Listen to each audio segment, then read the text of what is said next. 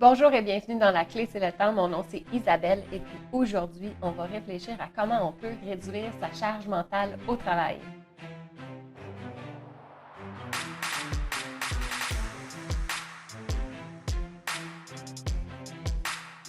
Le concept de la charge mentale a été inventé en 2017 par la dessinatrice Emma. Je ne sais pas si vous avez vu ses dessins, mais ça l'a percuté le web.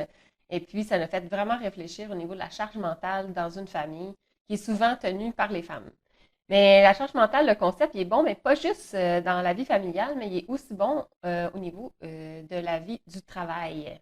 C'est qu'en 2020 que le Larousse a décidé d'ajouter la définition de la charge mentale dans le dictionnaire. Et la charge mentale va comme suit. Poids psychologique que fait peser, plus particulièrement les femmes, les gestions des tâches domestiques et éducatives engendrant une fatigue physique et surtout psychique. Pour pouvoir être capable de faire un parallèle entre la charge mentale à la maison et la charge mentale au travail, je vous propose de réfléchir aux trois définitions suivantes. Le mot charge, le mot mental et le mot travail. La définition du mot charge. Ce qui pèse sur quelqu'un, un groupe, qui entraîne des responsabilités morales, financières, etc. Le mot mental, qui se passe exclusivement dans l'esprit intérieur sans s'exprimer ou se manifester extérieurement. Je pense ici que c'est intéressant de ressouligner le fait que c'est sans s'exprimer et de garder à l'intérieur. Donc, il n'a pas été exprimé. Ensuite, le mot travail. Activité de l'homme appliquée à la production, à la création, à l'entretien des choses. Travail manuel, travail intellectuel. Donc, si j'avais à faire une définition du mot de la charge mentale au travail, voici ce que ça dirait. La charge mentale au travail est donc constituée de tout élément qui vous pèse et qui est présent exclusivement dans votre esprit, surtout concernant les tâches qui vous semblent indispensables pour accomplir les tâches dont vous êtes responsable dans votre travail. Donc, ça veut dire que pour diminuer la charge mentale, il faut être capable de pouvoir sortir ce qui est à l'intérieur de notre mental pour être capable de réduire cette charge-là qui reste exclusivement dans notre tête au travail. Pour réduire notre charge mentale, j'ai 5 astuces pour nous aider. La première astuce ou la première étape, c'est de définir ce qui est essentiel. En gestion de produits, en développement de produits, c'est le domaine que je fais depuis des années, donc développer des nouvelles technologies. Il y a un concept qui est super utile, qui revient souvent dans plusieurs concepts différents, c'est le concept du PMV, donc le produit minimum viable. Il faut toujours targeter ou comprendre très bien ce qui est le minimum qui pourrait être en fait acceptable par nos clients, qui va avoir suffisamment de valeur pour atteindre les objectifs de créer un premier produit. Donc, c'est la même chose au travail. Il faudrait être capable d'identifier finalement ce qui est le minimum viable pour être capable de faire son travail. Parce qu'on a tendance, l'humain, à vouloir être un peu perfectionniste, à vouloir être parfait, à suivre les règles complètement, puis à faire tout petit, décortiquer, puis aller en détail. Mais des fois, ce n'est pas nécessaire d'aller à ce niveau de détail-là, ou ce niveau de précision, ou ce niveau de qualité-là. Finalement, il faut identifier c'est quoi le minimum que finalement les autres autour de nous au travail ont besoin. Donc, il faut penser à ces stakeholders, penser à ces sponsors. Là, désolée, j'utilise les termes en anglais, mais étant donné que je travaille beaucoup en anglais, des fois, je connais pas tous mes mots en français finalement quand je pense. Euh, donc, on pense à nos stakeholders, à nos sponsors, aux membres de notre équipe, puis on évalue avec le groupe à l'intérieur qu'on est, c'est quoi le PMV. Donc, c'est quoi le minimum que vous devez faire? Je vais vous donner un exemple. Vous avez un rapport à faire à tous les mois où est-ce que ça l'explique finalement à vos stakeholders, vos sponsors, et ainsi de suite, ce que vous avez accompli. Et puis, vous pourriez décider de dire que votre MVP, c'est en fait être toujours capable ou être toujours en mesure de savoir tous les détails constamment sur votre projet au cas où qu'un de ces personnes-là vous pose une question. Est-ce que c'est vraiment nécessaire d'être capable de répondre à toutes les questions en tout temps? Je ne penserais pas. Parce qu'en réalité, qu'est-ce qui arrive, c'est on travaille en équipe, tout le monde a des informations, tout le monde a sa quantité de détails. Si vous gérez une équipe, ben, chacun va avoir finalement ses détails à eux. Vous pouvez comprendre l'ensemble des détails si vous voulez, mais en réalité, c'est pas nécessairement essentiel. Vous pourriez comprendre seulement qu'une partie, savoir qui fait quoi, savoir finalement si les gens sont à temps, le niveau de qualité qui va être attendu, ainsi de suite.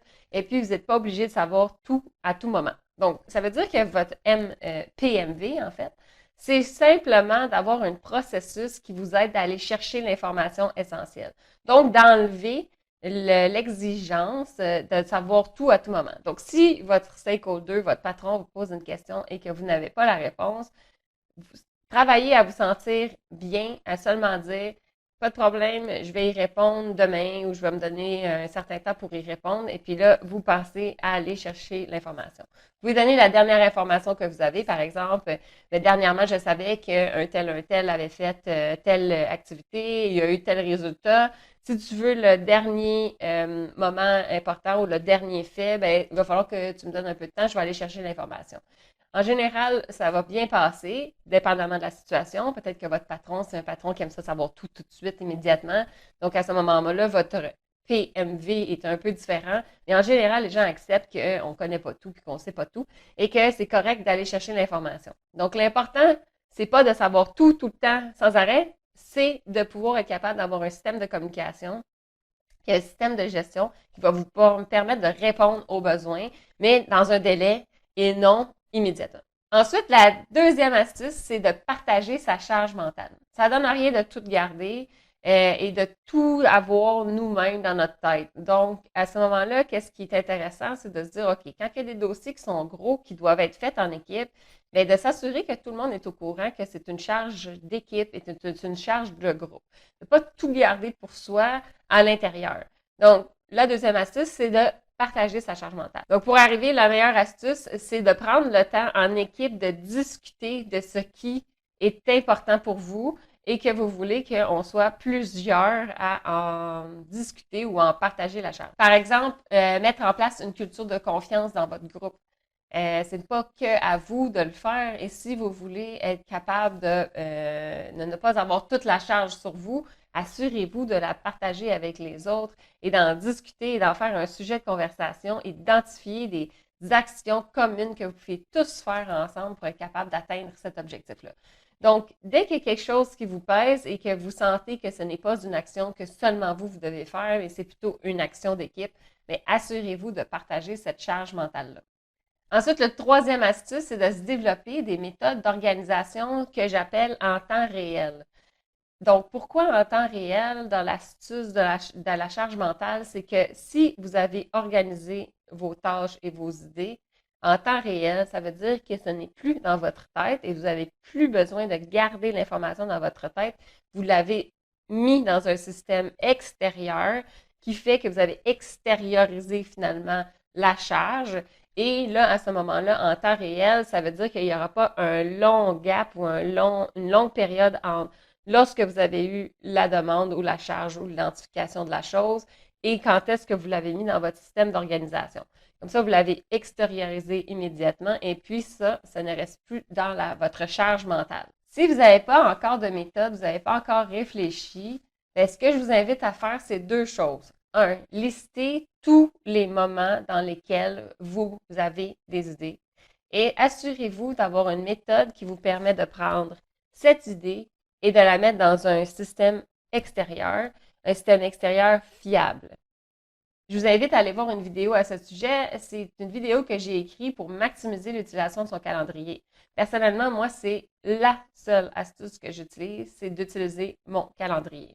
En fait, la clé, c'est le temps. Et puis pour moi, comment je le vois, c'est si j'ai une tâche ou une responsabilité, je vais identifier au moment de la tâche et de la responsabilité quand, l'important c'est le quand, est-ce que je vais faire cette tâche-là. La quatrième astuce, c'est de penser à être et vivre au moment présent.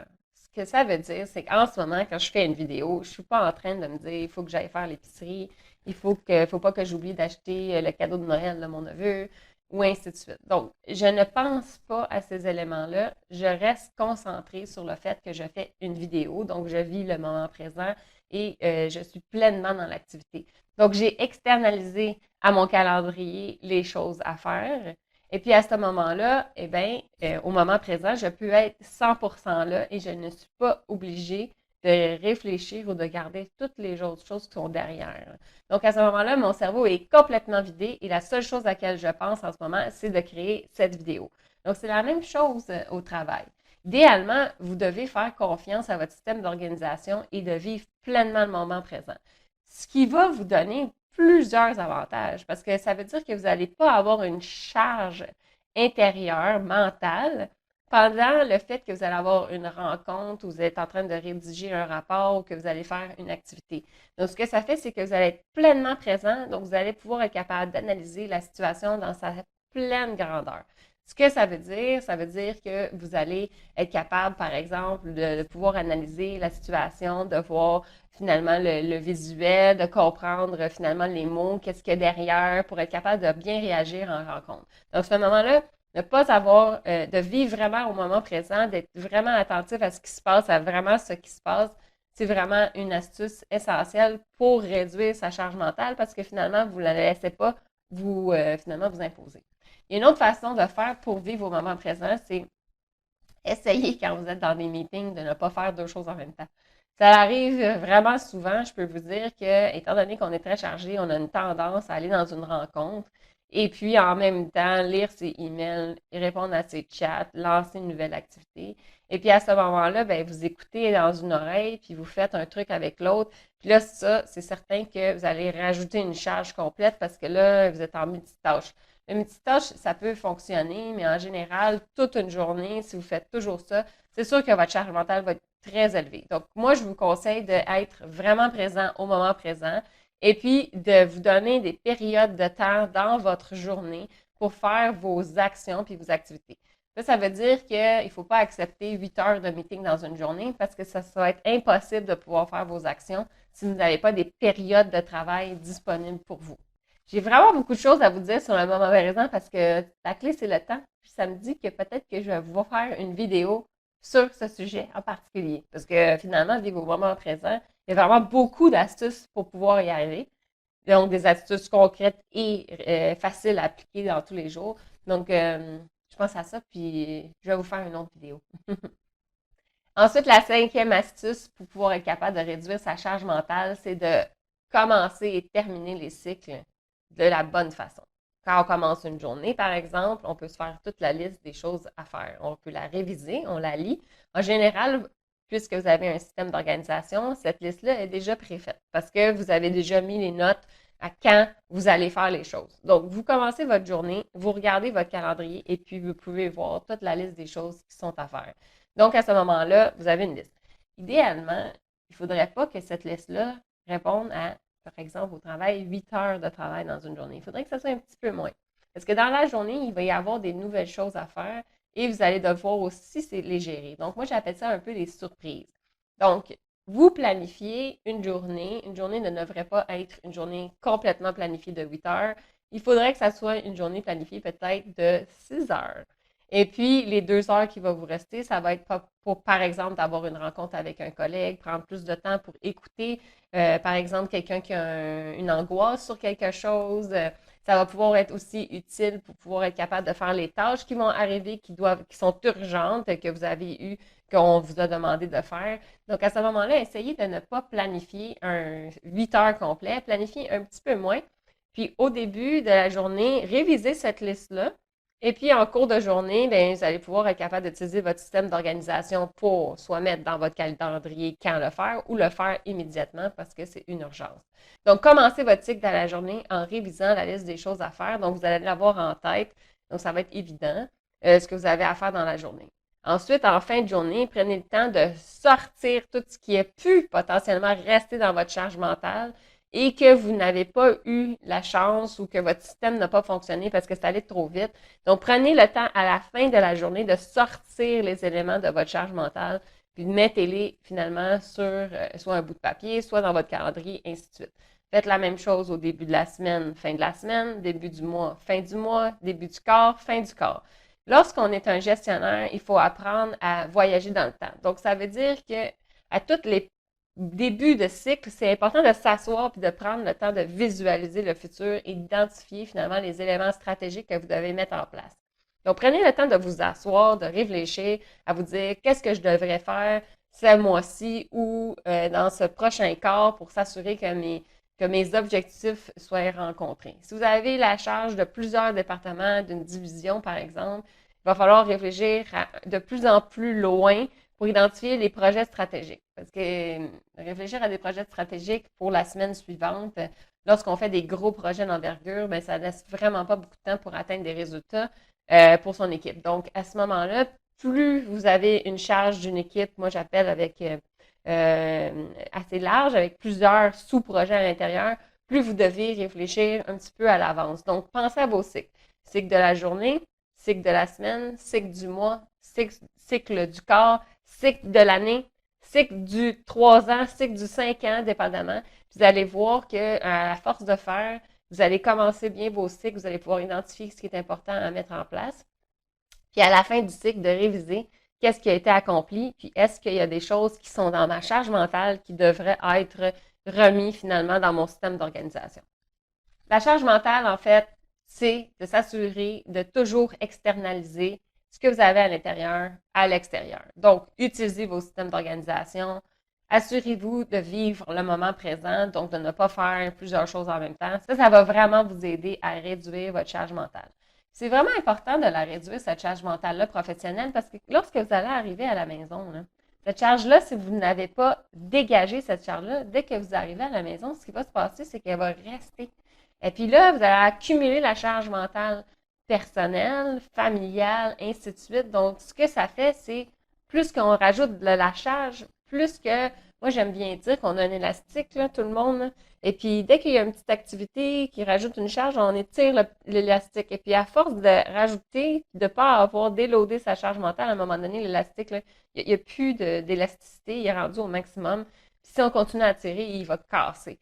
Donc, c'est vraiment important de prendre le temps de gérer sa charge mentale au travail, pas que pour votre travail, mais aussi pour votre vie personnelle, et puis votre vie familiale, et puis votre vie en général. Donc, vraiment, là, c'est important de prendre le temps de réduire sa charge mentale.